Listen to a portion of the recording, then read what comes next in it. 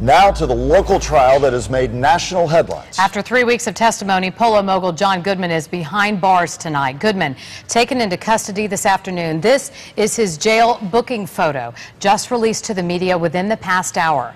Goodman was found guilty of DUI manslaughter and vehicular homicide in the death of 23-year-old Scott Wilson in February of 2010. The charges included one count of DUI manslaughter and failure to render aid. The second count, Goodman found guilty on vehicular homicide.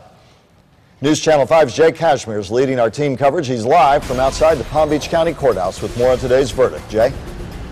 Yeah, Kelly and Michael, that verdict handed down today about 1:30, sending really a pulse of emotion through the courtroom and out into the community as millions of people across the country have watched all 3 weeks of this trial culminate in one moment today. It was a powerful moment when that jury came back. 5 men, 1 woman handing down a guilty verdict. As you mentioned, John Goodman convicted of DUI manslaughter, failure to render aid, and vehicular homicide, failure to render aid. He was quickly taken into custody.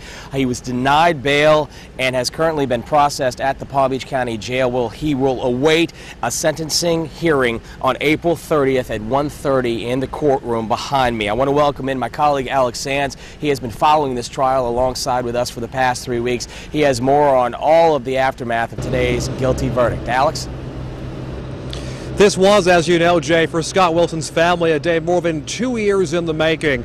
Prosecutor Ellen Roberts was quick to point out that John Goodman wasn't a bad person, just a person who made a bad choice 2 years ago. And that was a point fellow prosecutor Sherry Collins agreed with. Take a listen. Well, clearly this case wasn't about money. This case wasn't about David versus Goliath. This case was about the facts.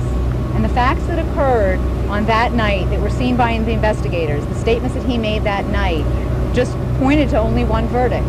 And we were very thankful that the jury was able to see through what was trying to be thrown up as reasonable doubt and to see the evidence for what it was.